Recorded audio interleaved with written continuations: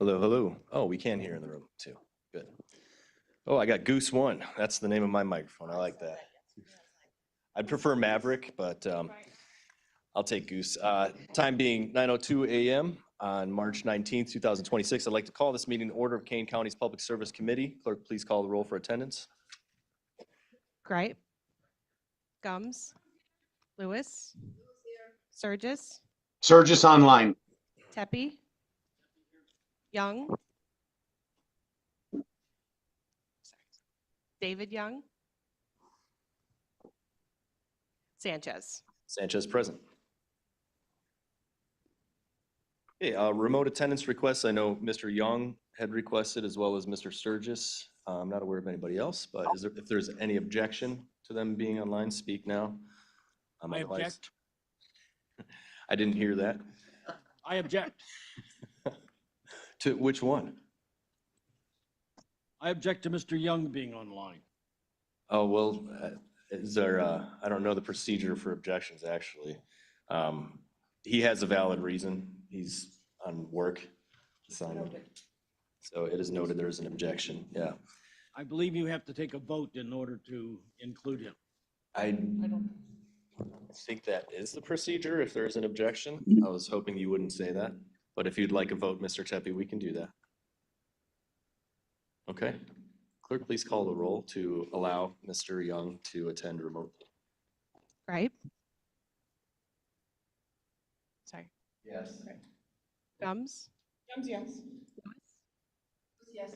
Surgis, Yes. Tepe, Sanchez. Sanchez, yes. Okay, yes, Mr. Gray. So if someone has a legitimate reason, work, whatnot, advises the chairman in advance of the meeting, is that not any more allowable? It's allowable, but It is. We get a lot of feedback. Again, I'm trying to recall the procedure for when we get an objection. I just rolled with it. So if a board member does object, you call for it. It's the only reason why someone can attend remotely isn't just because they have a valid reason, it's because the board votes for them. This is true. So the no objection or the objection kicked off a voice vote. So Right. that's the reason why. Yeah. You're welcome. Okay, approval of the minutes of February 19th, 2026. Someone make a motion. Any objection? Hearing none, the minutes are approved. Public comment. We do have a few people signed up for public comment. I'll do my best to read your name accurately. First up, Nancy Villwool. Just state your name and where you live, and you have 3 minutes. I guess I have to hold this, right? My name is Nancy Vilwak, and I live in Wayne, Illinois. And I'm here today because I read last night in your minutes that you have included a resolution to support the SAVE Act that our federal government is currently in the process of voting for. First of all, it hasn't passed. My personal opinion is I hope it doesn't pass. Because, and I was just dismayed that my county that I've lived in almost my entire life would support such a thing because it is a voter suppression act. I'm a poll worker. I've been a poll worker since 2020 when the election went fairly. And even though the current administration likes to present it as having had some fraud, there are actual facts on voter fraud that I'd like to read to you. Based on the Heritage Foundation, a Republican conservative organization, facts from 1999 to 2023, there were 77 cases of non-citizens who successfully cast a ballot over 24 years in our country. There were 10 cases of undocumented immigrants who have voted. Over 1 billion ballots have been cast during that time period, which means that the percentage of votes that were incorrectly voted is 0.0000764%. The SAVE Act is voter suppression. And as a poll worker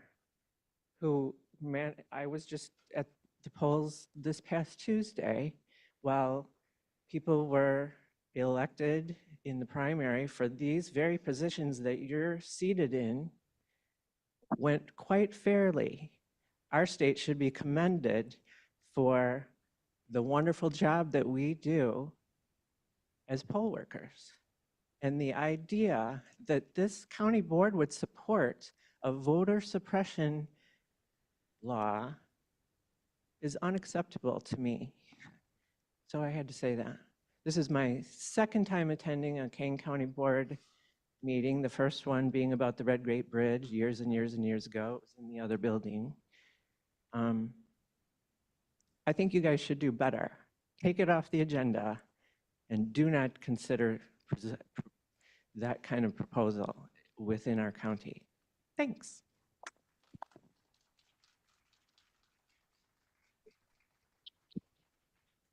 Okay, next up is Patty Lackman.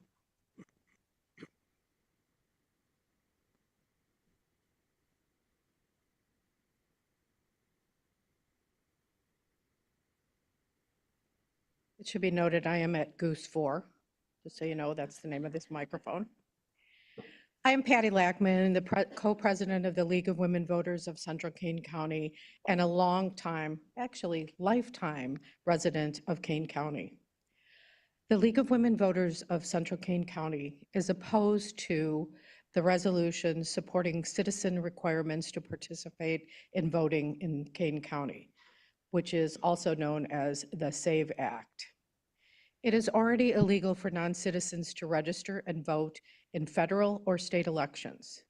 Requiring documentary proof of American citizenship to register to vote in federal elections and state elections and local elections is unnecessary and seeks to divide us. It simply creates another barrier to voting. Many communities of eligible voters would be unnecessarily burdened by the requirements of the SAVE Act. Among them are military voters who would be required to present documentation every time they re-register to vote when their family moves. People that represent us, that take care of us, the military.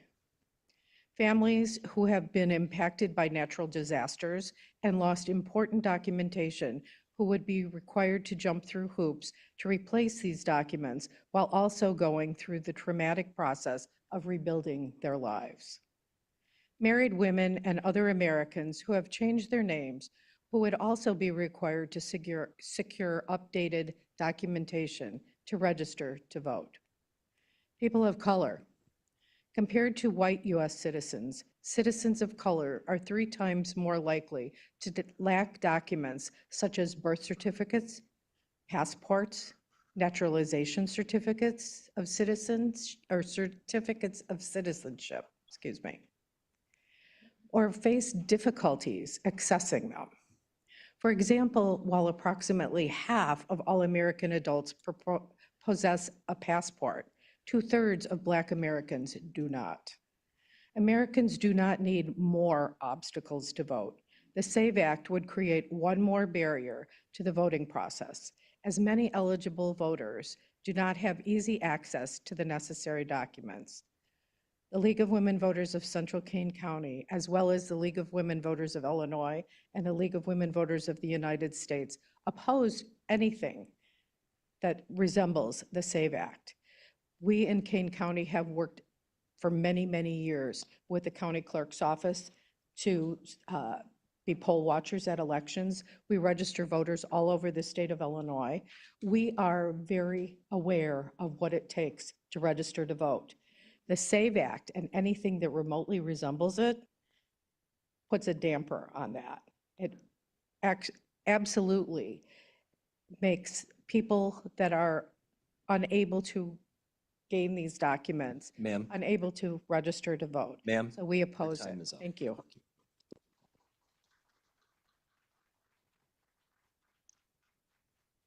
Next up, Denise Theobald.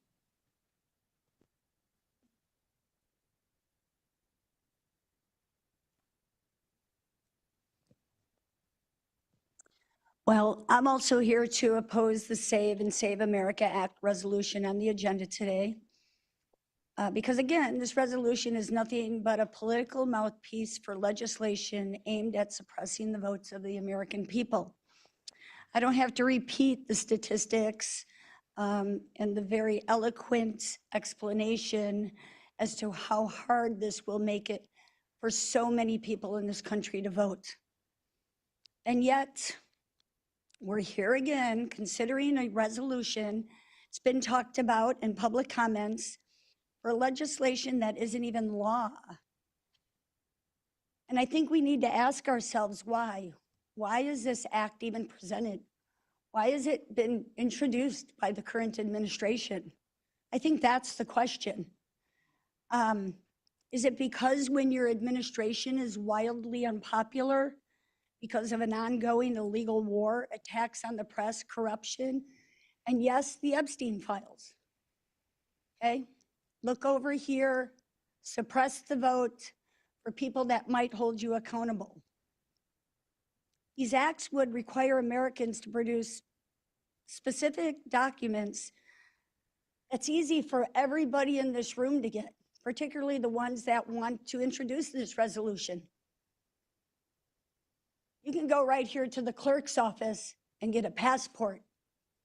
Most of you have reliable transportation to get to clerk's offices and places where you could get a passport or the DMV. Most of the men in this room don't have to worry about changing their name or bringing their passport because the name is not the same. It suppresses women, people of color, poor, and probably none of us in here have to worry about getting documentation with the threat of ICE picking them up. Like my counterparts here said, most organizations like the League of Women Voters, the Brennan Center for Justice, the ACLU have all opposed this type of legislation. These are nonpartisan organizations. So let's be clear about those pushing this resolution, because you have claimed for a long time that elections be left to the states, power left to the states. And this is federal overreach. This isn't about election security. It's about controlling who gets to participate in our election. So again, I ask the board members, why bring a resolution for legislation that isn't even law here? Why take the time to do it? Our taxpayers' money to intimidate, burden, and silence the voters in our county. We should be expanding the access to the ballot, not creating barriers. Ma'am, your time We should is be up. building trust, not fear, and protecting the right to vote for everyone. This resolution should be rejected.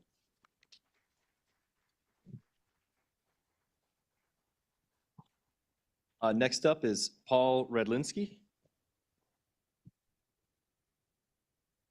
Hi, I'm Paul Redlinski. I'm a member, I am a Geneva resident, and I'm speaking today as a private citizen. I am very disappointed that this board is being asked to support a resolution of legislation that is a blatant attempt to restrict the rights of Kane County citizens. Despite what the current administration may have reported, there has never been any investigation or inquiry that has found credible evidence of voter fraud in any modern election. This legislation is discriminatory to elderly citizens who may or may not have their birth certificates and would find it very difficult to work through the state's Byzantine effort to get a new birth certificate. It is also discriminatory to women who have decided to take their spouse's name, or women who decide to use a derivative of their given name. It is also discriminatory to residents who may or may not have the need for an automobile or decide that they're not going to travel out of country and do not need a passport.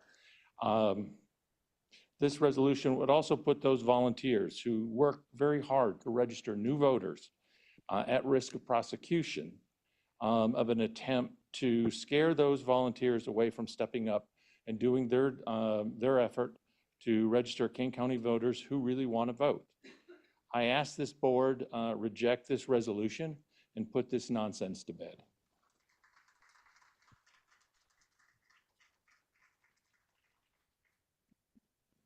Okay, thank you, everyone. Finance reports are on file, same as the recorder's report. Treasurer Collector, Mr. Lawson. Thank you, Mr. Chairman.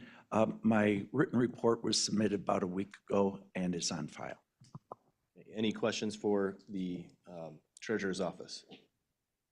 Thank you very much. Supervisor of Assessments, Mr. Armstrong. Good morning, committee members. My report begins on page 41 of your packet. Statistical data on page 41.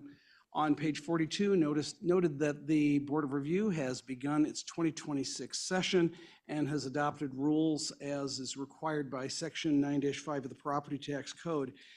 The Board of Review, though, is also engaged in something that is ongoing related to something the County Board has already been made aware of, and that are the new Justice Department regulations regarding accessibility of websites to those with visual impairments and the impending April 24th date.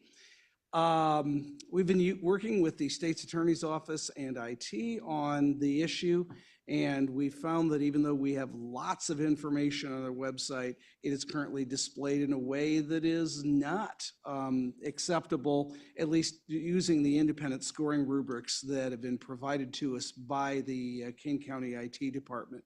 So we're working on revamping everything, including how applications for filing assessment complaints are made. So we're looking to do that online this year. That is a big change. There's a lot of documents that come in from that. And we're trying to make something that is as smooth as possible for taxpayers filing without making it more difficult to actually render fair and equitable decisions.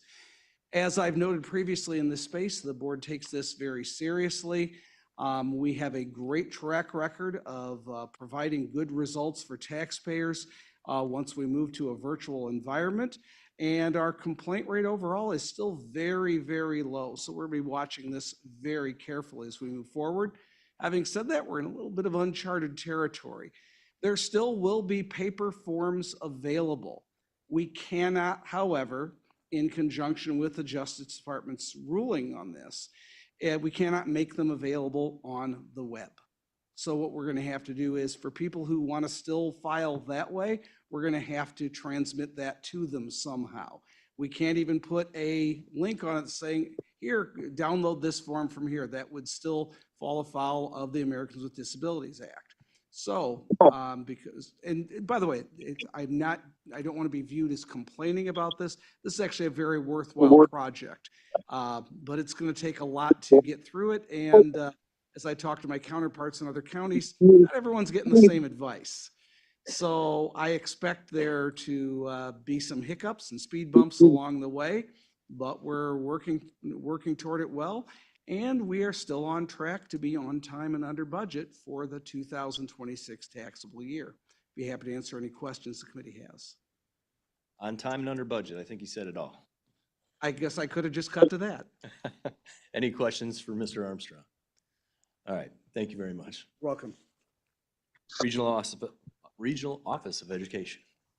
Good morning, everybody. We did have our Institute Day back in February the 27th.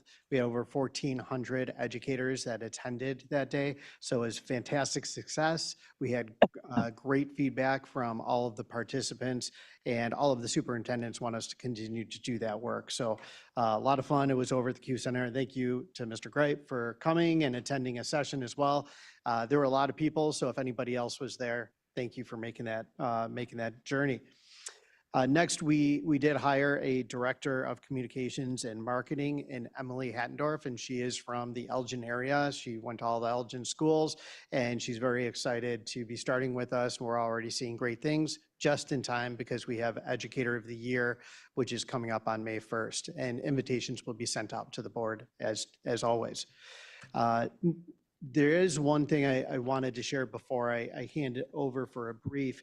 The Aurora, West Aurora and East Aurora, along with the P20 network, is going to be doing 3 different sessions for professional development to develop a workforce of different organizations, companies in the area to work with apprenticeships. It's pretty fascinating. So I'm just going to leave these over by our amazing historian. So if anybody would like to take a look at it and pass on the information, there's a QR code with the different dates. So you can take a look at that, and those will be right over there. Next, it's my pleasure to introduce our Chief of Executive Services. This is Jeff Aronowski, and he's going to share a little bit about one of the many programs we have. Thank you, John, and good morning, all. And we will have additional materials next to what John just referenced here with respect to students experiencing homelessness. And we took time to reflect on some of the programs that not only do we work on within the ROE, but embedded in their communities, embedded in our school districts. And so we're also going to leave some literature on the educational rights and obligations for students experiencing and families experiencing homelessness. But just I'll provide a brief overview of that program, the McKinney-Vento program, and you'll have some literature to take with you. There's essentially 2 statutory foundations for schools' requirements and the Regional Offices of Education's requirements to support families experiencing homelessness. That's the federal McKinney-Vento Act, which has been around for about 35 years. Like I said, it's a federal law, but there is a state companion, the Illinois Education for Homeless Children Act as well. They run in concert with one another. And the absolute priority of those programs is simply educational stability. Students experiencing homelessness, whether through domestic violence issues or economic issues, house fire, natural disaster, and the list goes on, have little stability in their life. The one thing that schools can do is provide a steady K-12 education and support services. And that's what this program is designed to do. And it's designed to do that through the removal of barriers.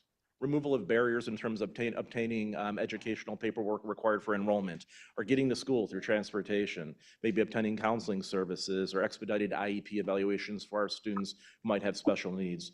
And so when we think about McKinney-Vento, we think about not just what has caused an individual to be in that situation, but how our districts and how we as an ROE can support those families. Thinking about Kane County in a little bit more detailed context, in the last 5 years, we've seen about an 81% increase in the number of students experiencing homelessness in our 9 school districts. That is a trend that we see both statewide, especially here in Northern Illinois, and nationwide as well. One of the things that is a little bit, when you disaggregate the data from housing and urban development, is we have a slightly different definition in McKinney-Vento for homeless as we do on the housing side. So homeless under McKinney-Vento means many of the same things: unsheltered, living in a car, a park, a motel because of lack of alternative arrangements, but also considers a family to be homeless when they're doubled up with another family. That is, there was a loss of housing or some type of economic hardship that forced a family to move from one home and then double up with another family. That is considered homeless under McKinney-Vento and the Illinois education law. Although the statistics are a little bit change year to year, the majority of our families experiencing homelessness are in that doubled up situation. The reason that I mention that is those are also the families that are hardest to identify as experiencing homelessness, because they may not realize that they qualify for services both under state and federal law. And so one of the things that we spend much of our time doing is training and providing support to our 9 districts and MSA as well, as they're enrolling students experiencing homelessness. What does it mean to be homeless? What are homeless students entitled to under state and federal law? And I think it's more than just training teachers and administrators. We reach out to school bus drivers, who are often that friendly face in the morning and in the afternoon as well, school lunch staff, coaches. Athletics is an incredibly important part of many kids' lives, and ensuring that those athletic staff members understand the signs and potential warning signs of housing instability has been incredibly important. Our work is not done, and we think about every year how we can get to more trainings and how we can provide more supports. We are fortunate to have a grant from McKinney-Vento, at least for the next 3 years. And we spend a considerable amount of those funds on mini grants to our school districts as well, so they can provide counseling services to McKinney-Vento eligible students, clothing, emergency transportation while stability is trying to be gained, academic supports, or even beyond that,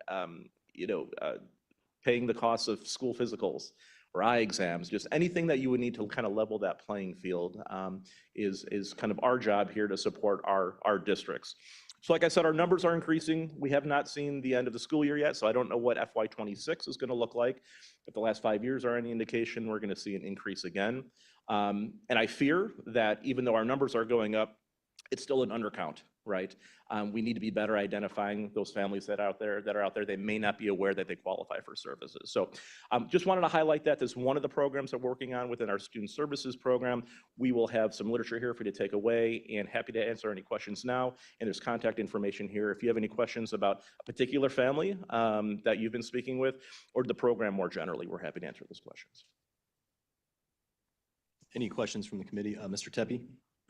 Thank you, Mr. Chair. Wanted to know if you're doing anything to address the mental health issues associated with the kids. Indeed, and I would say one of the, I don't want to say premier events, but one of the most heartening events that we put on every year with the Kane County Health Department is the Youth Voices Mental Health Forum.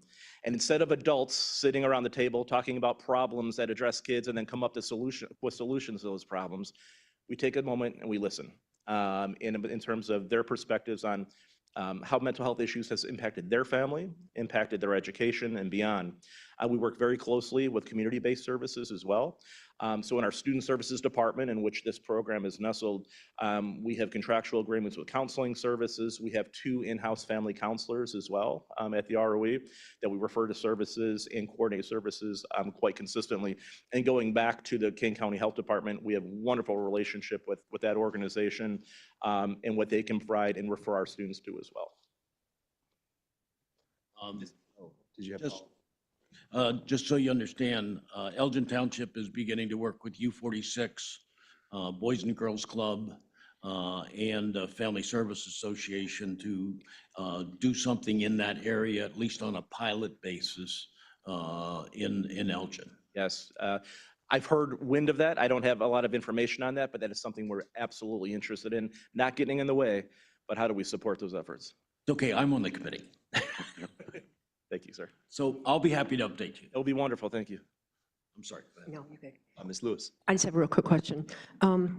We know we have an increase, but what's the number of McKinney-Vento students that we have, like the last time you had a number? Sure. The last official count from the end of last school year was 3,575.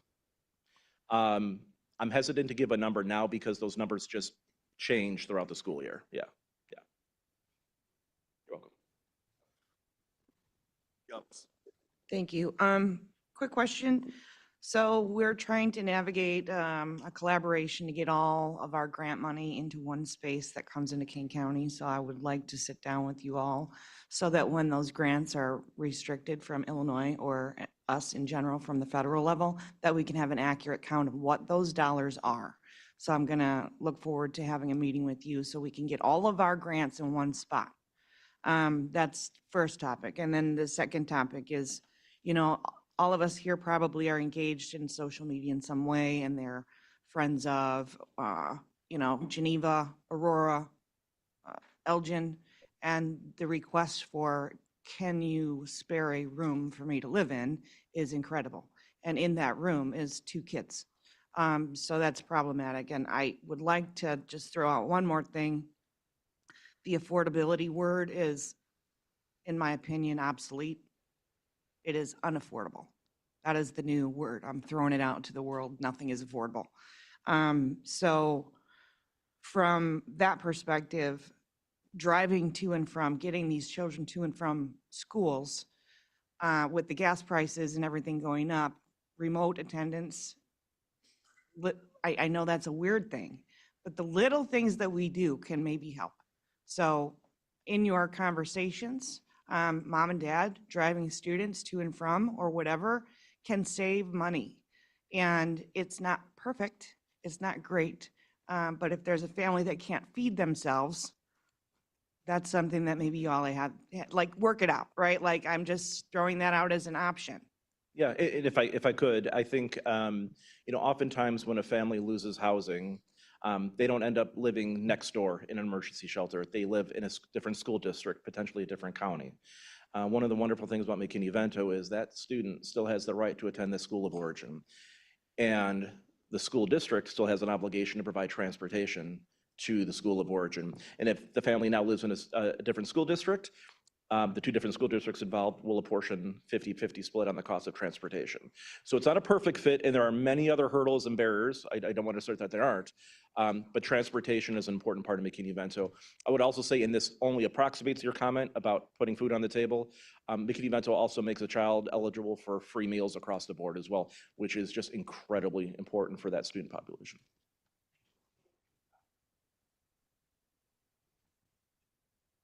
Mr. Gray. Thank you, Mr. Chair. Thank you guys for talking about this. Well, I'll ask my question first. So lots of great resources coming together for mental health, which is great. Who's responsible for diagnosing the kids that would be submitted to the program? Well, a mental health professional would be the only person that could technically diagnose an issue. That being said, our staff or school-based staff can make referrals at any point to a mental health professional for screening, diagnosis, and then treatment. And that's kind of, I think, our role is nested in. And if I could briefly, beginning in about 1.5 years, subject to appropriation, all Illinois schools in grades 3 through 12 will be required to screen students for mental health. It remains to be seen. The rules have to be written on that. But that's going to be embedded in grades 3 through 12 as a requirement. There will be opt-outs for families, but schools will be required to do that. So I think you're going to see a lot of changes in that environment in terms of referrals and diagnosis as schools literally get into that business moving forward. The reason I'm concerned about this, it's a big issue for our family, but I mentor some kids in local schools. One of them has some challenges that way.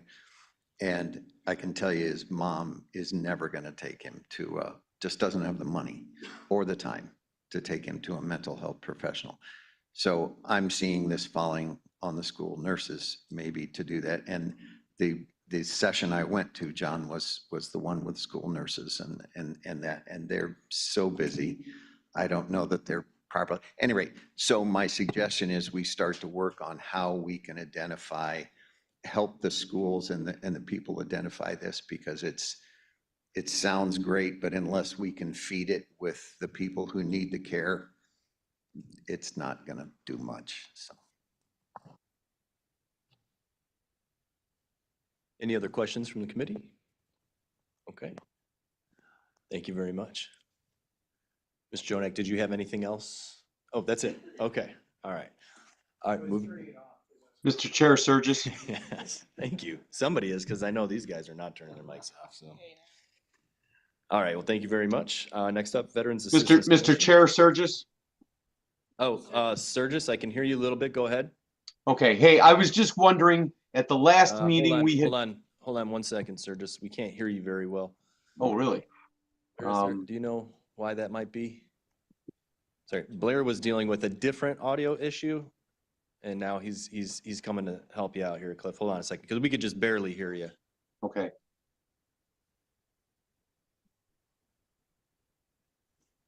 Just 1 second.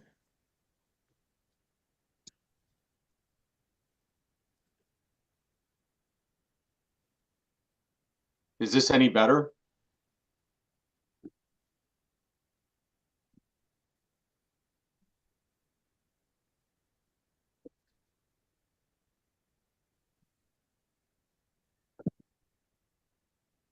Is that any better?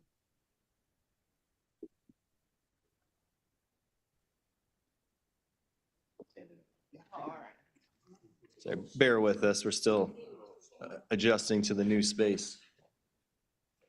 Jared, can you hear me at all? I can hear you, but I think it's because I'm near the speaker, but I can't hear you very well.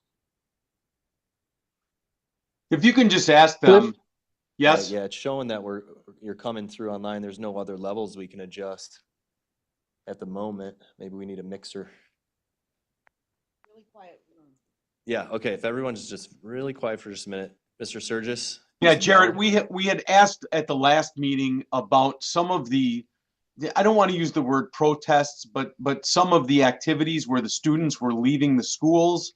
And we had asked that that our group put out a statement or maybe some guidelines or helped out with that. Do we have any follow-up from that at all? Did you hear the question? Just for the audience, he's asking about the student protests and if there's any communication to the school districts. Absolutely, and thank you for bringing that up. I've met with the superintendents, really the different districts, they are the ones that are communicating out and they're working with their police and their fire in regards to those situations. I did talk to all the superintendents, but if the Kane County Regional Office of Education gets involved with that communication, there's so many different things going on throughout Kane County, throughout our school districts, that it's going to muddy the water. So in order for that communication to go out, it's less about it coming from Kane County Regional Office of Education, more important that it's coming in just from that district and area. Yeah, hey, listen, you know what? I understand the hoops on all this.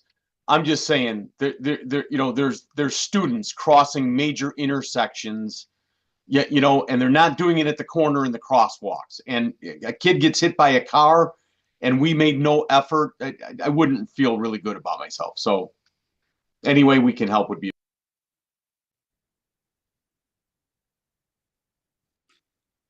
Okay, well, also your audio is better, Cliff, so I don't know if you did something or did Blair sneeze? Oh, he did it? I did Okay, not. now? Okay, anything else from the committee before we move on?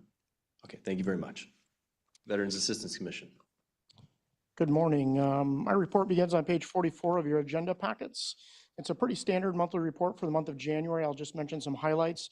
We completed 69 applications for various VA benefits with 222 forms completed in total in support of those applications, as well as some ancillary applications.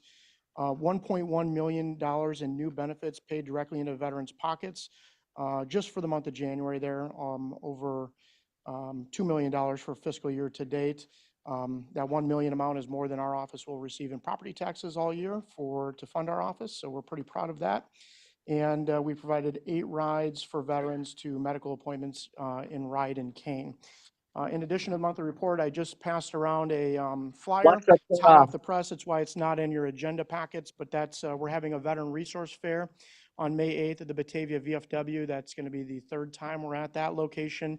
It's been pretty well attended in the past by about 50 to 55 different vendors from federal government all the way down to local agencies and nonprofits, and has been attended by about 250 to 300 veterans the last couple of years. So just letting you know so that you can share that with your constituents. And then the last thing I'd just like to mention, we receive a lot of support from different offices here, and we work together with different offices in the county, but I want to highlight information technology, specifically Davis, Lindsay, and Danny. They recently helped us modify and rebuild or enhance our internal case management system. So there's some efficiencies there that'll help our staff generate forms a little bit faster. And then also they added some digital signature pad capabilities. So we're able to get digital signatures now and save some paper and ink. And I just wanted to thank them publicly for the hard work they put in there. They're really magicians at what they do. With that, I'll be happy to take any questions that you have. Any questions from the committee? Mr. Surgis, I thought I heard you at one point. Did you have a question or a comment? No, I'm a huge Jake Zimmerman fan. Are you kidding me? Feelings are mutual. Thank you, sir. It's not about Jake. It's about the commission, right? Mr. Gray. No, we have that pretty well down.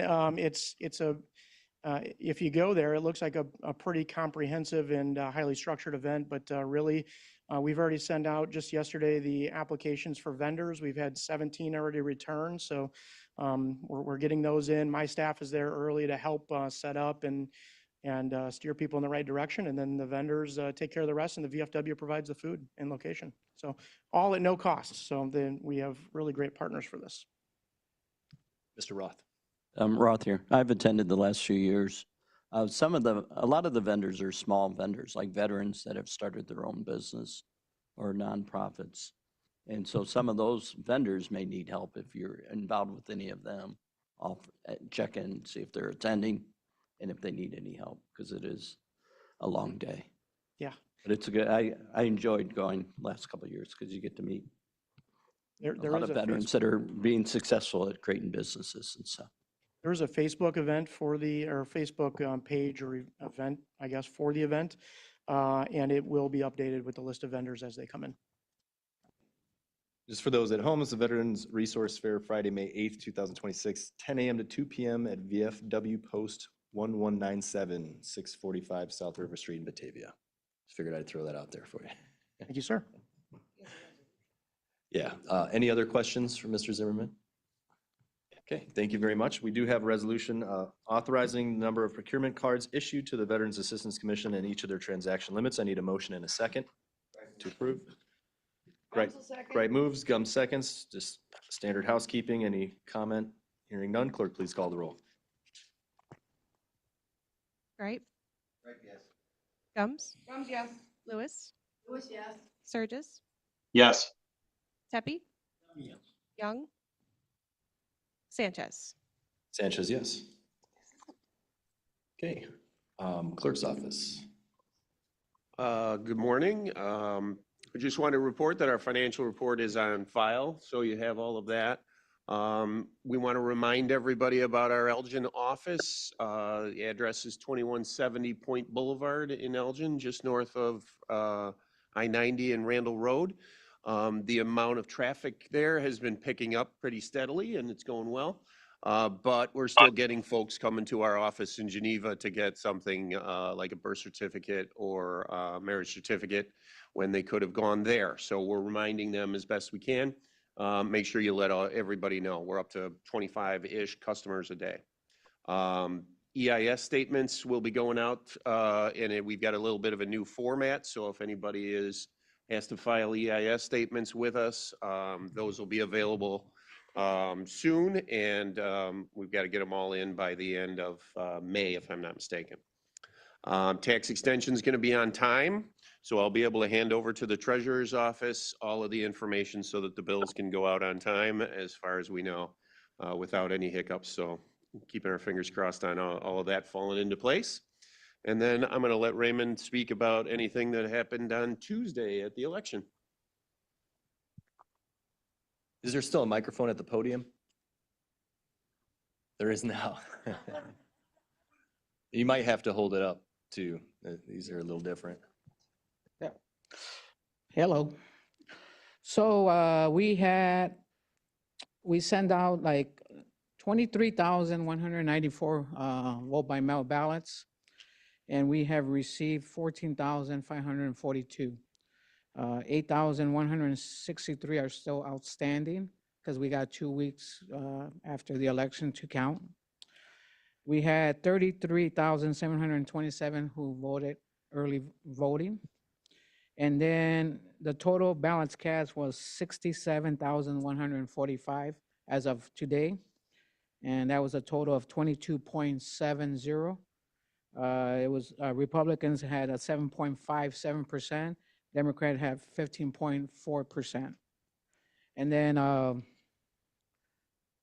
just wanted to thank my staff, all the people who help us, like IT and everything.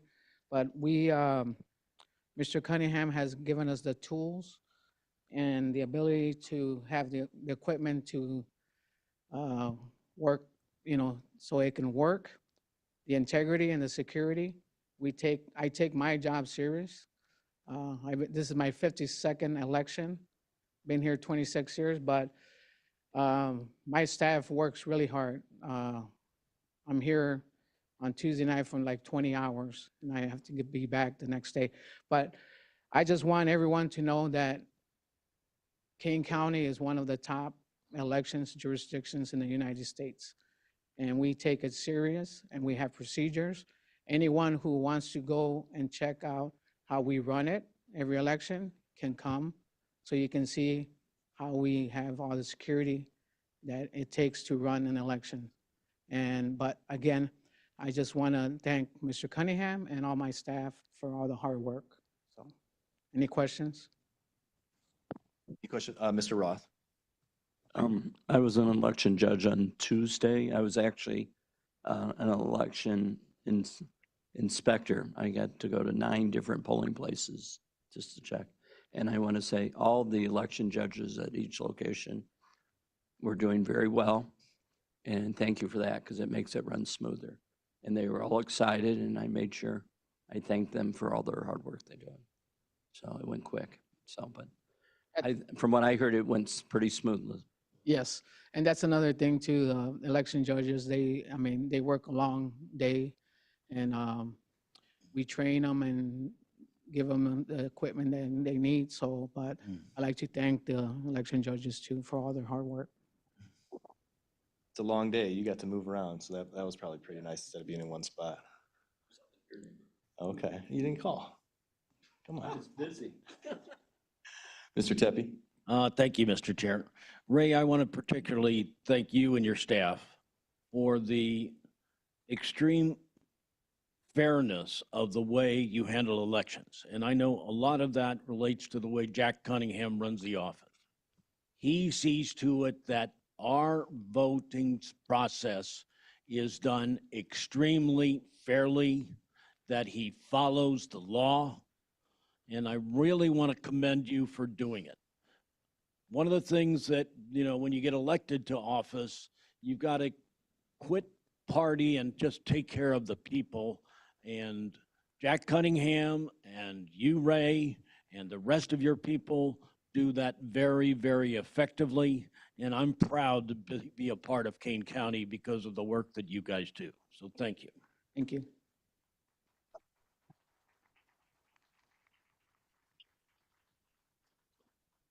Ms. Lewis, did you have something else? Oh, I thought you did. I'm sorry. Any other questions or comments from the committee? Okay.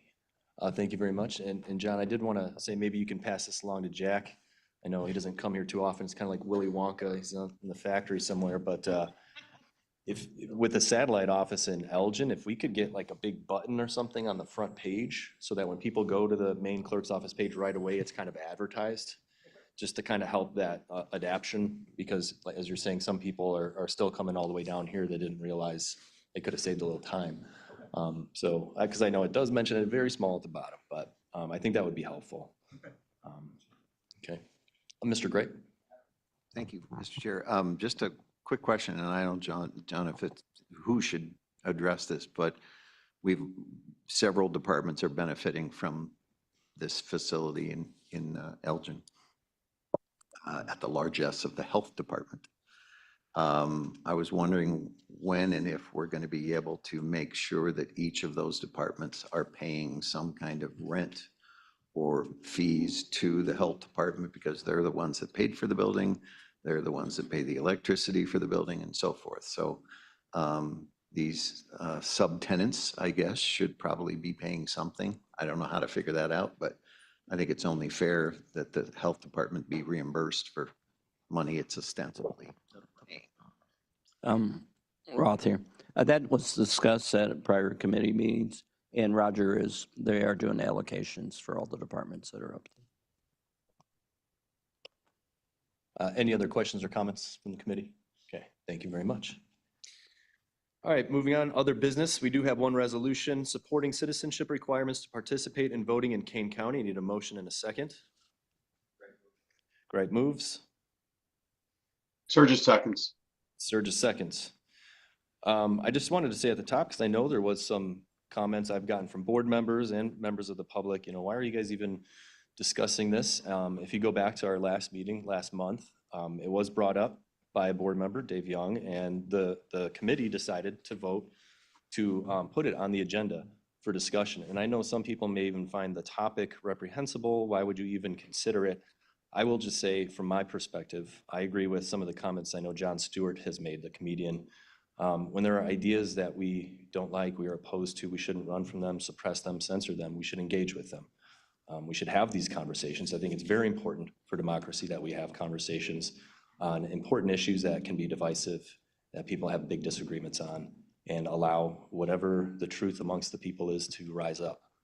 So I'll just say that for people that were concerned that this was even on here and why, I wanted that to be very clear. So given that context, I'll open it up for discussion. I know Mr. Young had brought this forward, and he has a work conflict and was going to try and tune in. I'm not seeing him online, so he may join us at some point in time. But other than that, I will open it up to discussion. Mr. Gray. Thank you, sir. And two thank yous. You know, sitting in the minority on the board, so to speak, it's been obvious to me when the majority or some of the people in the majority, especially on a particular committee, don't want to talk about something, and so they'll not second it or kill it or whatever. And I really appreciate the fact that you didn't stand in the way of this, that you're facilitating conversation. I think it should be that way, that if we're going to represent these people out here, that we're going to do it on both sides of any issue. And I really respect that about you. I really thank you for doing that. That being said, my guess is that the SAVE Act probably won't make it out of the Senate. So it's kind of a moot question. But in preparation for this, I did a lot of research, and we hear a lot of comments about how this is disadvantageous to people of color and women and all sorts of groups. And so I did some research that, just a couple of facts, 12% of registered voters do not have ready access to the types of, and this is from CNN, by the way. So I don't usually follow them, but anyway. So 12% of registered voters do not have ready access to the types of documentation most likely to satisfy federal documentary proof proposals, such as a passport, birth certificate, or paired with a photo ID. Registered Democrats and Republicans are about equally likely to have at least one qualifying document, but Republicans are more likely to depend on birth certificates than Democrats, because birth certificates are a less reliable form of documentary proof than passports. Republicans may actually be more disadvantaged by documentary proof requirements than Democrats. One other thing I decided to do was look at other countries. And so 176 countries, this isn't that long, just so you know, 176 countries require voter ID to cast a ballot. The United States is not one of them, as I think we're all aware. 176 nations and jurisdictions worldwide require some form of identification to vote, according to a data site compiled by research studying global voter ID laws. So this is as anonymous as it could be. The United States is not among them at the federal level. The requirement spans every continent and nearly every style of government. Of the 47 nations in Europe, all but one require a government-issued photo ID to vote. Among the 38 member nations of Organization for Economic Cooperation and Development, 33 require government-issued photo IDs at the polls. And we talk about maybe people of color are disadvantaged. Well, Africa and Asia have some of the highest rates of strict photo ID requirements, often tied to post-independence effort to build trustworthy electoral systems from the ground up. And this is, I think, people got to realize this isn't an indictment of our voting system, because I think, and Raymond's perfect prime, that we do this very well.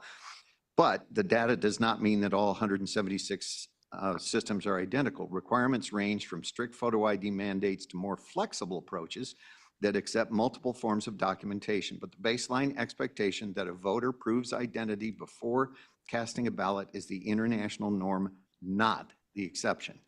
The most instructive comparisons come from large, diverse democracies that have implemented universal voter ID without significant controversy. Mexico issues every citizen over ID a free voter credential card through the National Electoral Institute, known as INE. The card includes a photograph, fingerprint biometrics, and 3 QR codes containing the holder's biographical and facial data. It is widely considered the country's most reliable form of identification and is accepted for banking, travel, and government services beyond elections. The system is uncontroversial in Mexico. Voter ID is simply a fact of civic life. Heritage Action, which describes itself as an independent partner organization affiliated with Heritage Foundation, has pointed to Mexico's model as evidence that voter ID works and does not suppress turnout.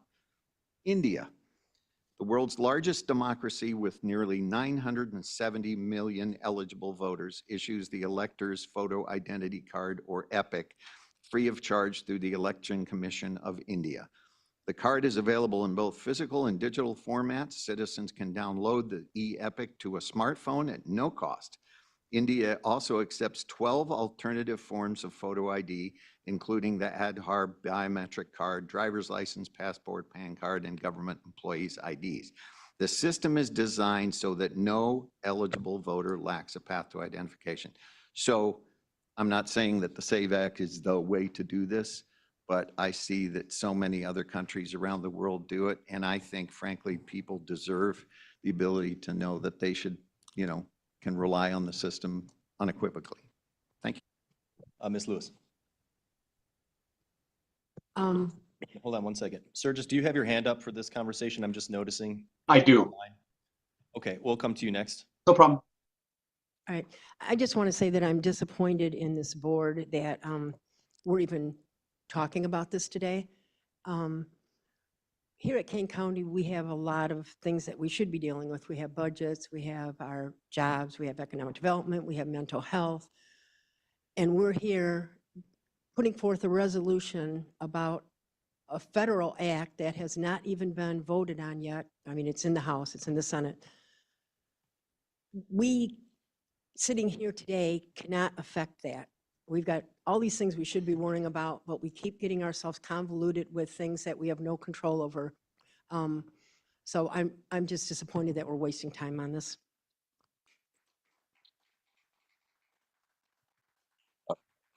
Sorry, Mr. Sturgis is next. Yes, thank you. Just to, Anita, I hear those words echo in my head time and time again when we, tackle certain things that we believe are beyond our grasp. Yet, if we don't advocate, for our most basic principles, I'm not sure that we're doing our job. And in this particular case, I'm not in full-on support of this particular item. However, the concept of bringing forth some reasonable effort to determine if an individual that's voting is in fact a citizen is, this has been brought up for over 2 years. I personally brought this to this committee and asked, how is the verification process handled now that the state of Illinois has removed citizenship from the driver's license?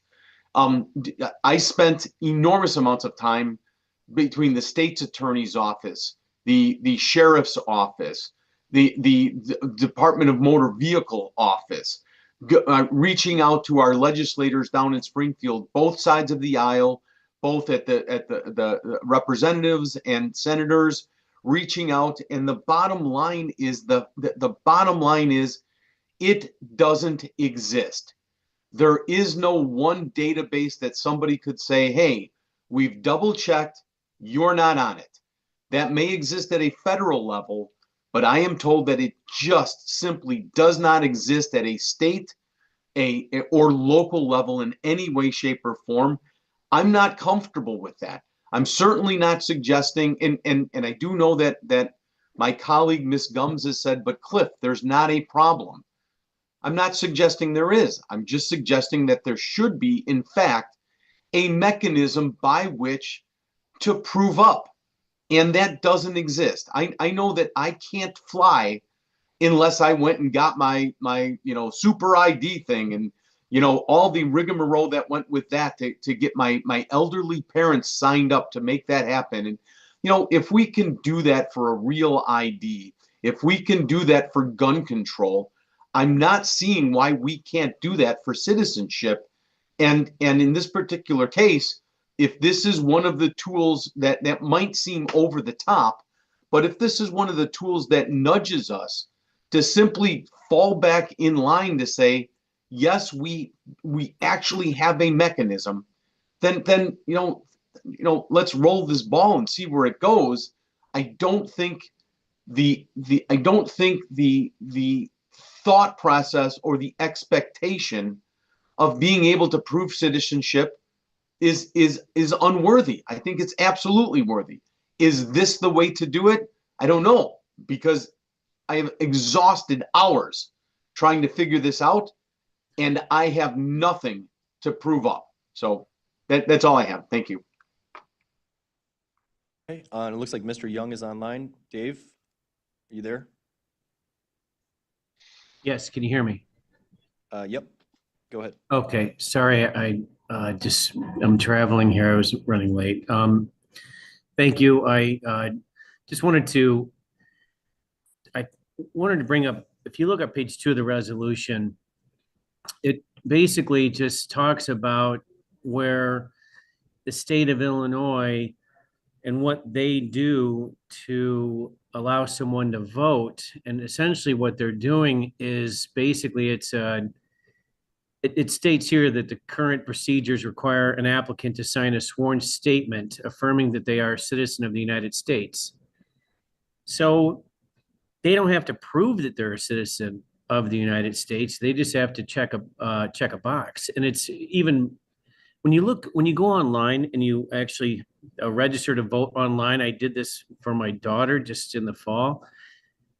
There is absolutely no proof that you have to be a citizen. You just have to put in the last 4 digits of your driver's license number and then check the box that you are a citizen. So it's very easy to get around being a citizen in the state of Illinois. Now, I know people will say, well, they will,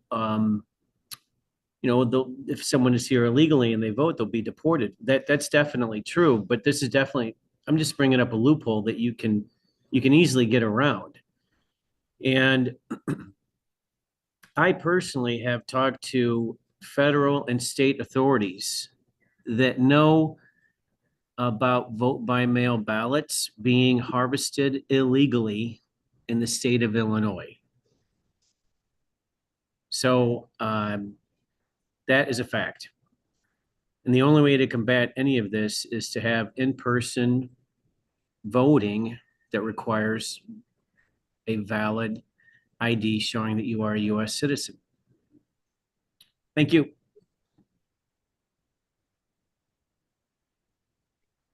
Yes, give me 2 seconds here to finish my thought on paper. I'm going to be literal and give you 2 seconds. Okay. Thank you, everyone. I have a few things to address here. There's a complex bill that is being considered. It is not fabricated. And to my colleague, Ms. Lewis, with all due respect, I fundamentally don't want to see garbage bills come before us. However, the democratic norm is to allow the opposition to share what they think. That's the norm. You might not like it, but that's how it should be, in my opinion. So I can respect that you don't like it here. We voted on it on the 19th because of, in my opinion, I voted yes to bring it here because I believe in democratic norms. Our other partners maybe don't, but I do. And I would like to continue that. I would like to make that better. Also, on principle, the bill in general makes me giggle a little bit because you have a party, and I don't even know where to draw this line, but the principles of Republican ideals is small government. This is not small government. This is a MAGA bill. I will say that this is a MAGA bill. I don't believe this is a Republican bill. There's wonderful Republicans. It won't pass. Mr. Gripe, to your point, it's shocking to me that we are looking at other countries, for example, on how to run elections. We are the United States of America. We are supposed to be the ones that everybody looks at. But that changed in 2020 when one man decided to say that we had horrible elections and they were rigged. It's not, anecdotal, it is true. And that's disgusting. Mr. Surgis indicated that he had difficulty. February 19th, we had this meeting. Okay, we discussed this. Our clerk's office indicated how challenging it was for one of their family members to go through the process of acquiring documentation. That documentation is being requested throughout the entire world, I think was the word that was used. Mr. Surgis himself, a fine Republican, indicated how challenging it was for him and how onerous it was for him to get those documents for his real ID, which, by the way, you cannot use to vote. So we have a Republican gentleman who's explained how challenging it is. He didn't talk about the cost of it, which in and of itself is in fact unconstitutional. It's already been ruled on. So to charge somebody for documents to vote is unconstitutional. So I will not be supporting that. I have more to say. I think there's a lot of stuff in this bill too, and for my colleagues who do support it, I encourage you to read the 27-page bill. It is inclusive of, releasing personal data to the Department of Homeland Security, and there's no explanation on how that data is going to be used. That's in this bill too. There's a lot of stuff in this bill that you are not talking about. So I agree that most people would not object to voter ID. Most people in this country would not object to that. If I could walk in and hand my ID to somebody and say, here, I'm already registered, I've already gone through the things, but it doesn't work that way. This bill does not work that way. And finally, well, maybe not finally,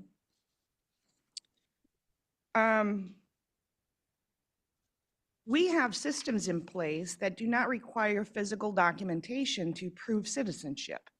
That occurs now. What they're asking for is physical paperwork for you to hunt down when your name is changed 3, 4, 5 times. Some marriages are not beautiful. That already exists. So Cliff, it is there. It is verified. And if you want to see something in person, that's available to you as well, just like the federal government. It's in Springfield. I would love to see that, Michelle, if I Well, can let's intervene. travel. Let's, you travel. and I, let's I'm go. telling you, let's go. Also, something that is not talked about in this bill is how this federal bill is going to shift costs, money, dollars to your local government. How do you calculate what's happening? How do you measure what's happening? They're not offering to give us any money to do any of this stuff. We have this problem with state government as well, the unfunded mandates, right? We want to retain local control and we don't want unfunded mandates. This bill does all of those things. There's all kinds of arguments to be had about who votes illegally, who doesn't vote illegally. I mean, I know in my brain, I'm not a stupid person, so I know that this is an issue. But the other stuff in here should require my counterparts to look at it and say, okay, I like the idea, but this bill is horrible. And I ask you not to support it because it is in fact what you think it is. And I know you think it is. So I ask you not to support this bill.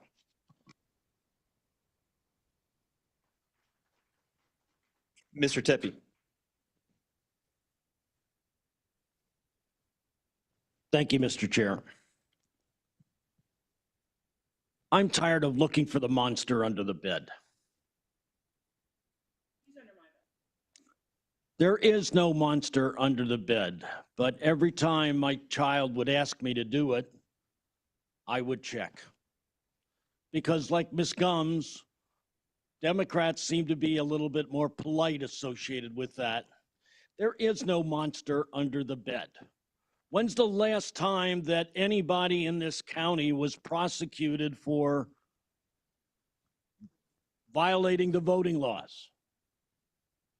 They weren't. We have got a Republican running the clerk's department who does a phenomenal job. And it's our job as this county okay, to help him. Is he violating any rules? No. He understands the laws and operates under the laws. This is nothing but a waste of time and attempt to put things on the agenda that have nothing to do with running the county. We have no say. And I say to my Republican colleagues, if you want to do something about this, get off this board and run for state office where you've got an ability to start affecting laws. This is nothing but a complete waste of time and a way to promote an extreme agenda, and I'm particularly just tired of it.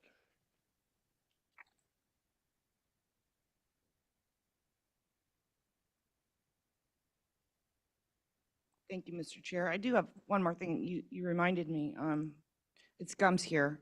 So my colleague, Mr. Young, indicated that there is mass ballot harvesting that has occurred in Illinois. My question, well, I don't need to ask the question, to suggest that there is mass illegal ballot harvesting in Illinois, and yet we haven't seen a single case in court that has been proven. So if there's somebody with proof of those allegations, perhaps they should call somebody and file a complaint, because that hasn't happened. And then secondarily, I don't know if anybody else in here has read the bill, but there's language in here about trans people, about all kinds of crazy things. This is not the bill, right? You want a voter ID? Go ahead and draft a voter ID bill that doesn't cost money and is not a problem for people. Make it constitutional, and then you can come back. Anything, Mr. Gray? One quick thing. I'm probably going to vote no on this. And the reason is I've learned more about the bill itself, but would I want to have this kind of discussion in the future? I think so. It's important that we talk about stuff, because I remember a bunch of things that we voted on as a board that I didn't like, and I didn't think were the county's business, and I thought was a waste of time, but I still engaged in the conversation because that's what these people deserve. They don't deserve for me to be sitting here and going, you know, the majority of us don't think this is important, so move on. That's not our place. And I respect both of you and anybody who helps promote that. We had a committee meeting yesterday that I really appreciated, where we talked about stuff and local control and thing. She's a Democrat, by the way. I'm not, you know, if anybody's keeping track. And it's you're a Democrat, and I like you, and I like the way you run, and so is Jared. But I think when we start saying, well, you know, this isn't something that I'm passionate about, so we're not going to talk about it. That's a big mistake. And when, you know, when this board, and fortunately, I think there's enough moderate people on this board that we're still going to talk about these things as we're doing today. And like I said, I'm going to vote no, but I think we do need something. I don't think we need to run for state office to make it happen. I think maybe Michelle can help us make that happen through Springfield somehow, you know. At any rate, so I just think it's important we talk about the uncomfortable stuff, and I appreciate that you've allowed us to do that, Mr. Chair. Thank you. Yeah, I was just going to say, Dave, is your hand up to speak again? Yes. Okay, go ahead. Okay. No, John, I think you should vote yes for this. We're talking about supporting, read the resolution, supporting citizenship requirements to participate in voting in Kane County. And Vern Tempe likes to scream and yell and, well, this is not about us going to the states. It's not us about going to the federal buildings. This is about us participating in Kane County. Now, do you support citizenship requirements to vote in Kane County?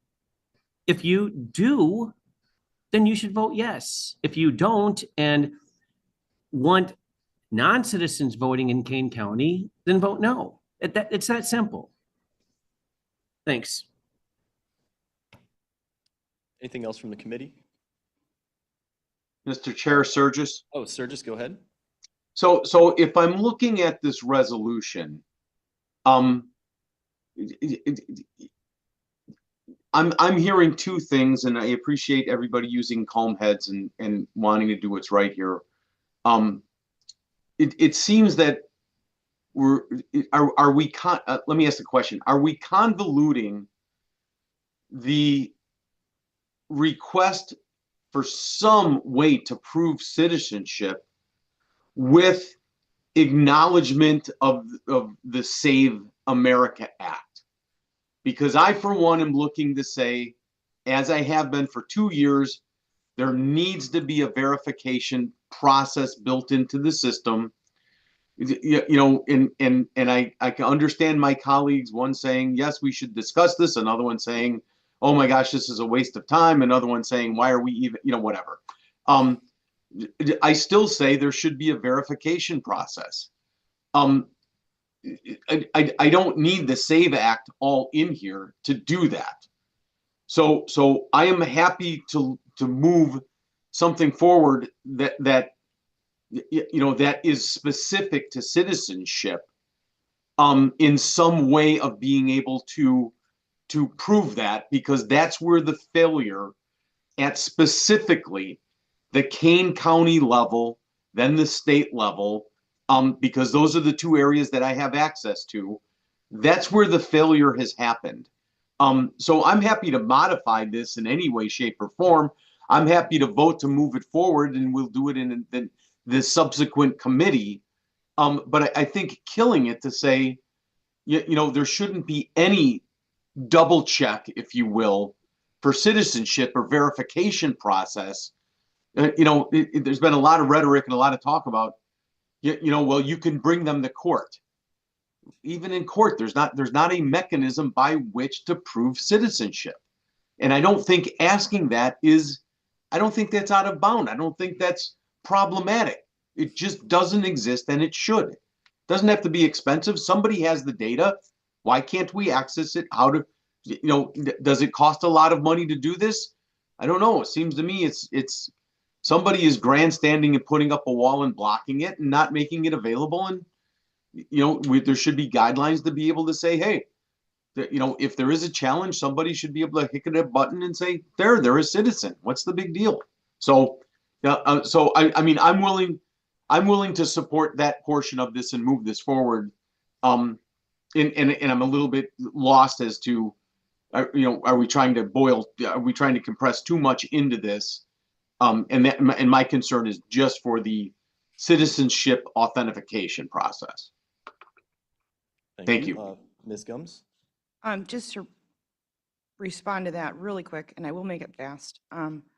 What we have in front of us includes the SAVE Act. So if you're voting yes on this, it includes those things. So to my colleagues, if you want something more simple, perhaps present that.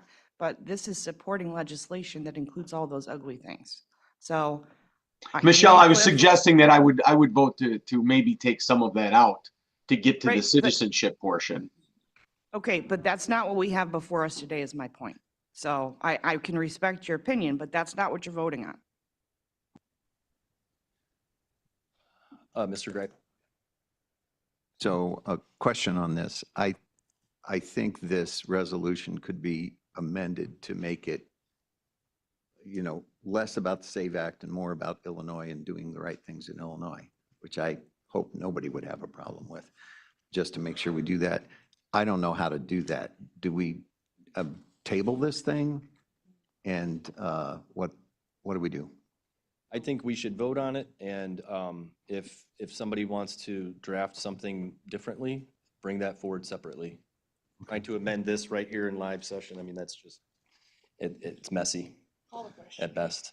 I did want to say, just as a chairman, you know, I tend to look at things as what is relevant to county business and the powers that we do have.